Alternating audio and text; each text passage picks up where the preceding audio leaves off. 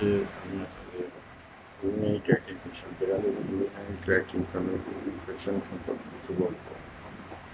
আমাদের এই urinary tract infection প্রস্রাব আটকে যায়, সেক্ষেত্রে টোটাল ব্লকেজ হয়।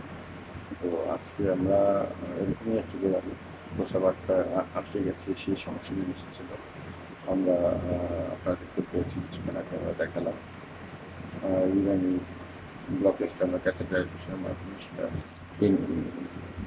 ক্লিন করে দেওয়া হয়েছে, যার ফলে ও এখন প্রস্রাব করতে পারবে এবং ওর পেটে জমে থাকা সব প্রস্রাব দিয়ে দেখেন এবং এই প্রস্রাবগুলো নাল দিয়ে করে দিয়েছে। আমরা এখন আশা করতে পারি যে ও আবার প্রস্রাব করতে পারবে এবং